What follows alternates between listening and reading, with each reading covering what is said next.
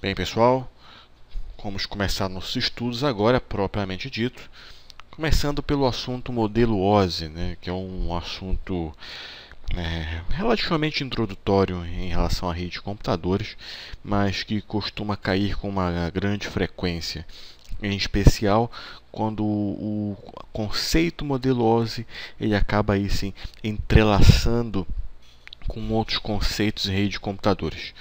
Ou seja, é essencial saber com autoridade esse assunto, tá bom? Sem ele, você até consegue aprender os demais assuntos em rede de computadores, mas vai ficar faltando uma lacuna aí e às vezes as questões pegam no mínimo detalhe na prova lá, enfim, interrelacionam uma camada do modelo OSI que não é muito famosa, de repente camada de seção, com algum tipo de serviço. Então isso pode complicar você na hora da prova. Tá bom? Então vamos começar aqui. Vamos diretamente para a primeira questão. Todas as questões, ou quase todas, melhor dizendo, são da banca CESP-UNB. Começando por esta aqui, onde temos o enunciado, considerando a figura acima, nosso caso ao lado, ilustra uma janela do Microsoft Excel e, enfim, a respeito da arquitetura TCP/IP e OSI, julgue os itens a seguir. Eu peguei um item só, que é este aqui. Na arquitetura OSI, a camada de rede tem a função de garantir que os dados cheguem ao seu destino. Para isso, aconteça nesse nível, os dados são ordenados e transmitidos. A questão está certa ou errada, pessoal? A questão está errada. A questão está errada. Por que ela está errada, pessoal? Em primeiro lugar, camada de rede. A camada de rede ela tem dois tipos de serviços. Um serviço orientado à conexão, que é o que vai garantir a entrega de um respectivo pacote, e o serviço não orientado à conexão. Isto no modelo OSI. Este serviço não orientado à conexão não garante a entrega. Só que tem um ponto aqui. A camada de rede ela tem o serviço orientado à conexão, conceitualmente falando, como um serviço opcional. Ou seja, a questão já está errada por causa disso. Tá bom?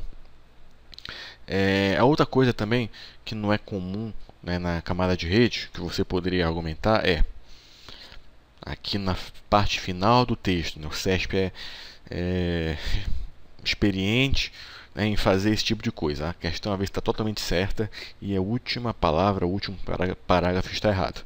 Então ele diz aqui que para que aconteça essa confiabilidade, os dados são ordenados e transmitidos.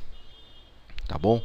Normalmente, pessoal, essa ordenação ela não é feita na camada de rede, ela é feita na camada de transporte. Tá bom? Então, questão errada por causa desses motivos. Para facilitar o nosso entendimento nas demais questões, eu vou explicar algumas nuances aí em relação ao modelo OSI. Então, é um modelo aqui, como vocês podem ver, um modelo de 7 camadas, tá bom? Essas 7 camadas aí, cada uma com a sua função específica. Às vezes acontece em sala o aluno me perguntar, o iniciante em redes, ou até mesmo os alunos mais avançados: poxa, para que a gente fez 7 camadas para botar todos os serviços em cada uma?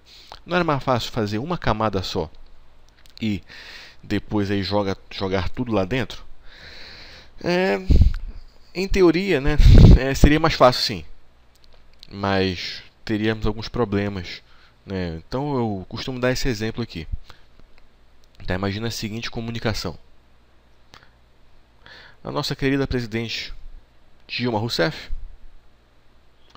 gostaria de se comunicar, gostaria de fazer algum tipo de comunicação, conversação com a amiga dela aqui, a também presidente da Alemanha, Angela Merkel. ok? As duas têm assuntos em comum, obviamente, são presidentes, ok? Mas tem um problema. A Dilma, ela fala português. E a Angela Merkel aqui, ficou até estranho, né? Botar PT, né, com Dilma, mas enfim. E a Angela Merkel fala alemão. Ok? Então, como é que as duas vão se comunicar?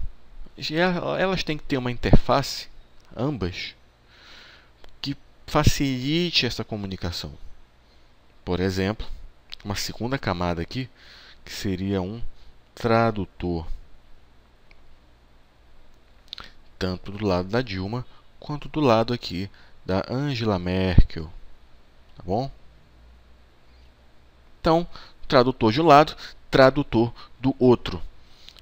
O tradutor da Dilma vai traduzir o texto aqui em português para a língua universal, né, a língua inglesa.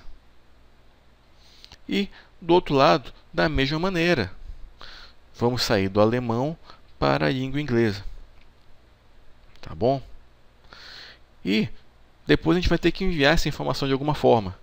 Tá? Apenas como exemplo, eu vou colocar como nós vamos enviar essa informação através aqui de um telegrafista, né? O sistema telegráfico, né? Telex, que é o até sucessor do sistema telegráfico. Tá? Então, ambos os lados aqui serão enviadas essas informações via telegrafista. Aí enviada pelo meio físico, né? Sei lá, um sistema de rádio, por exemplo. Tá bom?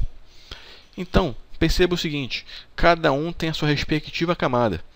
Ou seja, se a Dilma vezes quiser enviar algo para a Angela Merkel, tem que passar por todas essas camadas aqui. Tá bom? Ou seja, imagina a seguinte situação, né? A nossa querida aqui Angela Merkel recebe uma informação da Dilma e essa informação veio com erros, né? Ou algum tipo de erro ortográfico, né? Ou de repente um problema de tradução. Então, se a gente sabe que é um problema de tradução, a gente sabe que o problema possivelmente vai ser resolvido aqui, né? Na camada aqui dos tradutores. Ok? Então, na verdade, o ato de você dividir em camadas, na verdade, facilita o desenvolvimento, né, já pensando em rede de computadores, né, facilita o desenvolvimento de software e principalmente facilita aí a resolução de problemas, tá bom? Então, voltando aqui ao modelo OSI, 7 camadas. A primeira camada, a camada de aplicação, ou seja, nada mais é, né, do que a tela do seu computador, né, a interface que você tem para se comunicar com o computador. Aí seja aí os seus programas, né, o seu pacote Office, seja o seu navegador web, enfim, tudo aí que está na tela do seu computador. Posteriormente, nós temos a camada de apresentação. Esta camada de apresentação, ela aí tem a função de converter uma respectiva informação que fique visível a uma pessoa comum. Ou seja, aqui na camada de apresentação nós temos diversas funções, como por exemplo a compressão de dados, ou então outra função muito característica, né, que foi desenvolvida aqui, criptografia. Claro, a criptografia ela não está diretamente vinculada somente à camada de apresentação, mas é isso que o modelo OSI explicita. Pelo menos no modelo teórico, a criptografia está aqui. Tá bom? Um outro aspecto muito importante também aqui, codificação de dados. Ou seja, os codecs, né, JPEG e assim sucessivamente. Tá?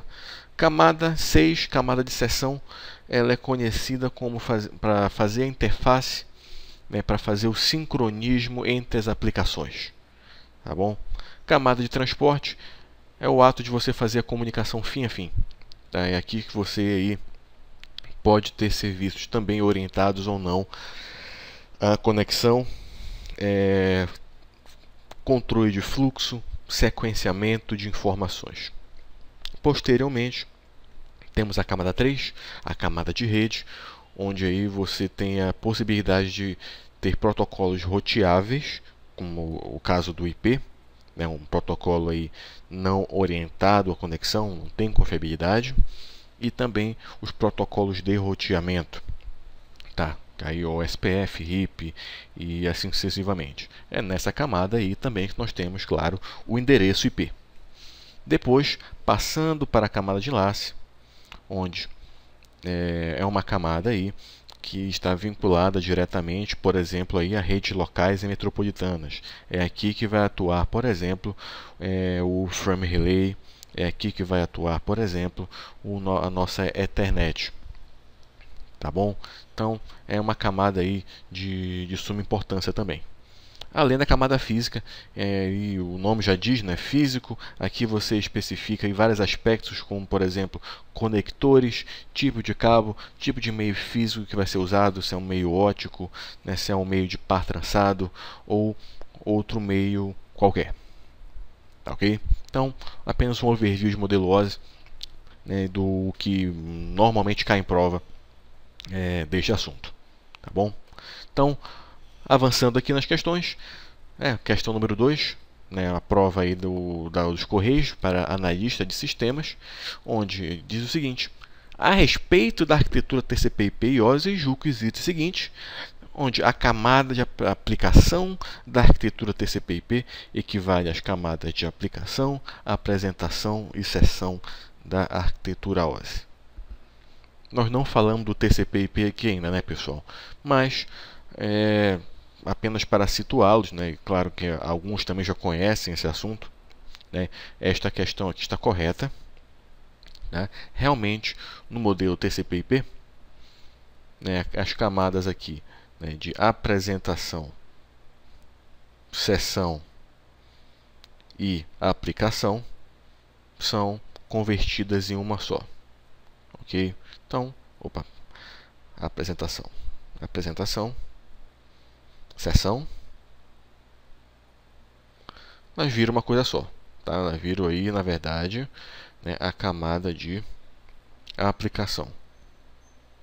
As funções dessa camada, pessoal, elas somem, né, da camada de apresentação e sessão? Claro que não. Elas apenas ficam fundidas em uma única camada. Você percebe isso, né? Eu falei para vocês. A camada de apresentação, ela faz o quê? Ela faz criptografia, ela faz compressão, né? Esses serviços você consegue fazer na sua aplicação, né? Por exemplo, compressão. Compressão é muito utilizada naquele programa, né? O WinRAR, né? Ou então o WinZip. Tá bom? Isso você faz na camada de aplicação, por exemplo. Ok? Então, questão número 2, correta. No que refere à rede de transmissão de dados, agora na terceira questão, julgue os itens subsequentes. A camada de apresentação do modelo OSI pode executar funções como criptografia e compressão de dados. Foi o que a gente acabou de discutir aqui, né, pessoal? Então, questão certa, né, sem dúvida nenhuma em relação a isso. Uma função também da camada aí de apresentação é no tocante à codificação de dados, né, não somente compressão. O que isso quer dizer? Isso quer dizer, pessoal, que, por exemplo, as codificações de vídeo e de áudio, né, ou imagem como o JPEG, elas são feitas aqui nesta camada. Tá? Ou seja, por exemplo, o JPEG, você já deve ter percebido que quando você abre uma figura na web, às vezes essa figura não abre, né, com a sua resolução máxima, né, ela fica toda quadriculada. Depois que ela vai aí afinando, né, fazendo o ajuste fino daquela figura para que você enxergue ela numa definição melhor. Tá? Isso é uma função da camada de apresentação. Tá bom? Ou seja, isso é uma função do JPEG. Outros exemplos também de codificação de dados uma codificação textual, né, uma codificação aqui de ASCII, ou então BCDIC. E a mais utilizada hoje em correio, né, correio eletrônico, né, Unicode. Também aí são vinculadas à camada de apresentação, tá bom? Você consegue ver essa camada de apresentação, né, o conceito dessa camada de apresentação muito bem quando você, por exemplo, pega um arquivo do Word, né, aquele famoso arquivo lá, docx, né? Pega esse arquivo docx e abre lá no WordPad, por exemplo, aquela ferramenta antiga lá de edição de texto do Windows. O que vai acontecer? Ela vai abrir? Vai abrir. Vai abrir corretamente? Não. Por quê? Porque o WordPad não tem capacidade de converter aquela informação da camada de apresentação até a camada de aplicação. Por isso que fica aquele texto todo maluco lá, que nada mais são do que a codificação aí de camada de apresentação, como ASCII, ABCDIC e Unicode. Ok? Vamos avançar então. Quanto ao modelo de referência OSI, já na quarta questão, né, o modelo OSI é organizado em camadas, cada uma encapsulando uma abstração e suas respectivas funcionalidades. Ó, a questão ela está sendo bem didática, tá? Ela está dizendo que cada camada no modelo OSI, nas 7 camadas, dentro dela você tem uma função específica. Tá? Perfeito. Realmente, cada camada tem uma função específica. Ele não especifica com detalhes como fazer isso. Tá? Ele dá apenas um modelo teórico de como proceder. Tá? É isso que a questão está falando. Organizado em camadas, com cada camada aí encapsulando uma abstração que o modelo não define, tá? Com suas respectivas funcionalidades. Questão correta, né? Questão didática. Tá? Mais uma questão aqui. A quinta questão. As camadas OSI oferecem, em geral, serviços orientados ou não à conexão. Porém, algumas camadas podem também oferecer multiplexação como um serviço adicional. O que vocês acham, pessoal?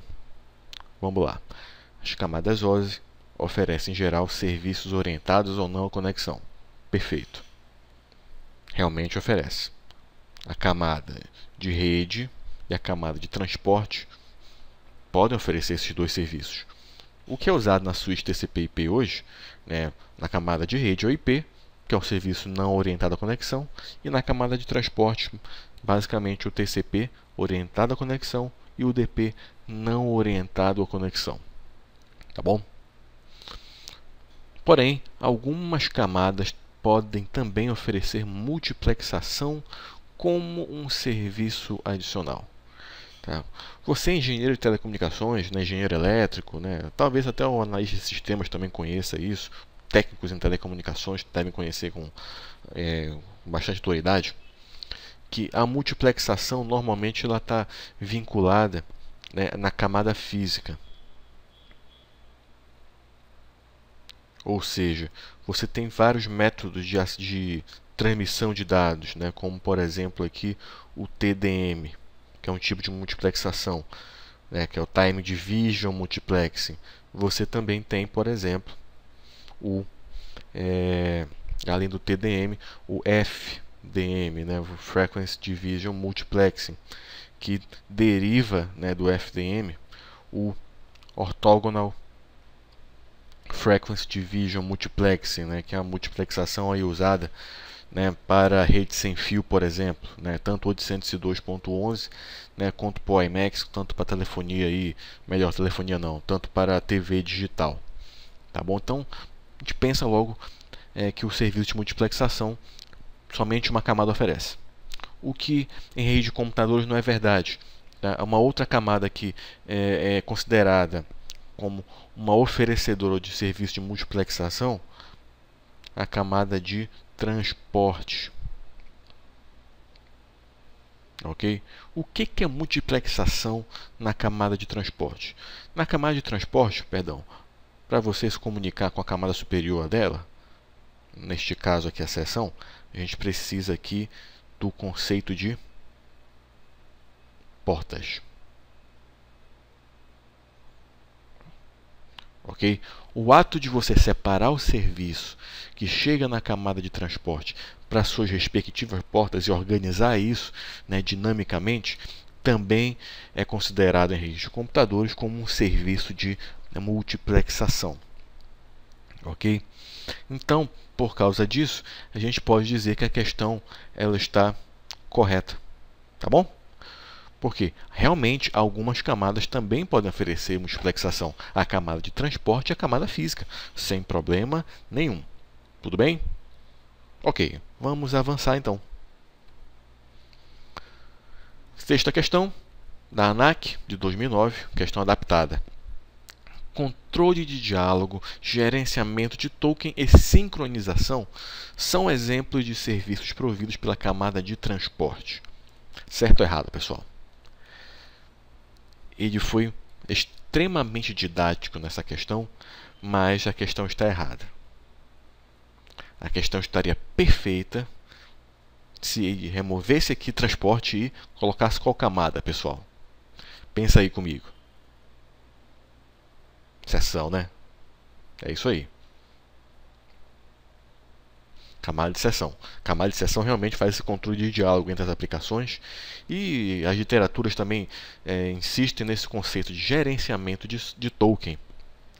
Tá bom?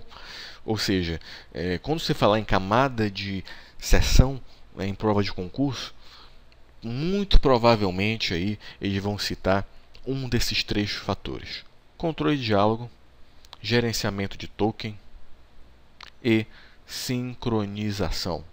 Tá? Várias literaturas usam esses mesmos termos. Tá, ok? Inclusive, o nosso livro marrom lá do William Stallings usa justamente esses três fatores. Tá bom? Então, por isso, questão errada. O conceito está correto, mas a camada está errada. Vamos lá. Mais uma questão. Sétima questão. Modelo de referência OSI é uma arquitetura de redes organizada em camadas, em que uma camada inferior provê serviços para as camadas que estão acima dela. E aí, pessoal? A questão parece estar bem feita, né? Bem organizada. Uma arquitetura de redes organizada em camadas, em que uma camada inferior provê serviços, né, para as camadas que estão acima dela. Né? Cada uma ali, a Dilma, o tradutor oferece um serviço para a Dilma, né? Então, a pessoa logo pensa, tá plausível a questão, não é verdade? Não, não é verdade. A questão está errada. A questão está errada. Tá ok? Por que ela está errada, pessoal? O problema é que o modelo OSI, pessoal, Open System Interconnection, o que ele é? Ele é um modelo de referência.